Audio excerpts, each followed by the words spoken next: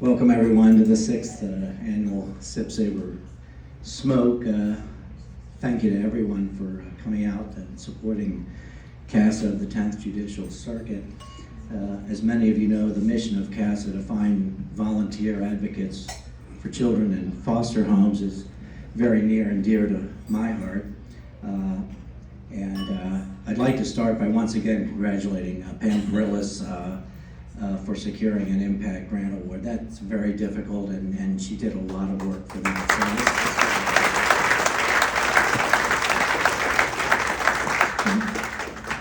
So, a tremendous effort, and obviously for a wonderful cause. I want to share a story with you about a great man. He is indeed the reason we're all gathered here for this event. And no, it's not Winston Churchill. I know that's what everyone is thinking. The year was 1977, and a young judge, David W. Soukup, spelled S-O-U-K-U-P, who was from Illinois and had done all his training up in Chicago, was presiding over family court hearings in King County, Seattle, Washington. He became concerned about the lack of information available to the court when making decisions for children who had experienced abuse and neglect. He had to decide whether to remove a particular 3-year-old from her home and felt nobody in the courtroom could speak for her.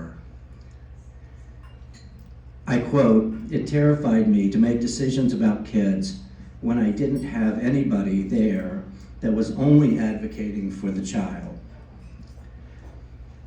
So I went to his bailiff and said, "Contact 5 people in the community and we'll do a brown bag lunch in the juvenile court. I want to explore an idea about volunteers that might be able to help me with this problem." And when he went to the court that afternoon for this meeting, 50 people had showed up. And he thought, this idea is going to work. And that's how this all started. CASA was founded that day in Seattle, literally. And today, CASA organizations exist in 49 states, Washington, D.C., and there are over 100,000 volunteer advocates in the U.S. right now. So, a great man with a great idea, and that's how it always starts. One person, one individual, one great idea. He was quoted as saying, "Judges need CASA volunteers in their courts, and they really need them to be part of the action, because there's no one else in the courtroom whose only function is to address the child's needs. Everyone else has some other role." After retiring from the bench, Judge Soukup became a volunteer for CASA. And experienced it himself. And he said, "It was an extraordinary experience, and both the hardest and best thing I've ever done." So, sadly, Judge David W. Soukup passed away in December at the age of 90.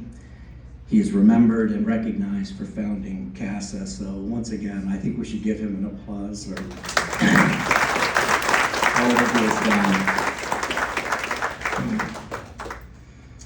Having spent most of my own childhood in a foster home, I know firsthand the challenges and the hardships children may face in foster care, and therefore I greatly appreciate the difference a CASA volunteer could make in the life of a child.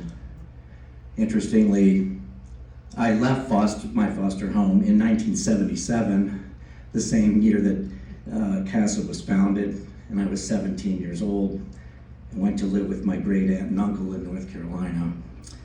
My greatest advocate during my childhood was my foster mother, Violet Spade, who greatly facilitated my move out of foster care to live with relatives so that I could pursue my childhood dream of being a surgeon. So she was my advocate. Now, as a pediatric heart surgeon, I've had several patients in the recent years who underwent successful heart surgery, but due to unfortunate circumstances, did not have a good home environment to be discharged to following their recovery.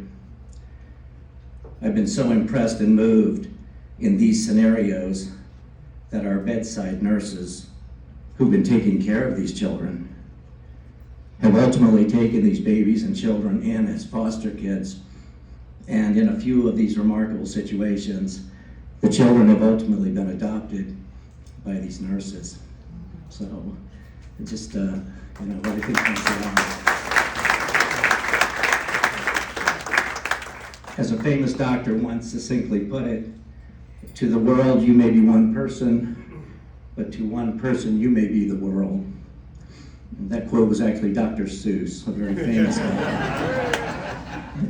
Very wise man.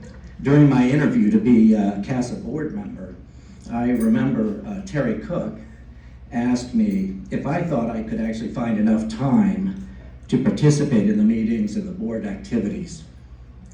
My reply was this: I'm sure that I could find enough time to be an active CASA board member. The real question for me is if I can ever find enough time to be an advocate for a child. I am still hoping to follow in the footsteps of Judge Soukup and find that time later in my life. So tonight, I would like to ask each and every one of you to pause for a moment and consider joining our mission as a CASA volunteer advocate. I believe if I can get just one volunteer from tonight's group, I will declare this event a huge success. Thank you.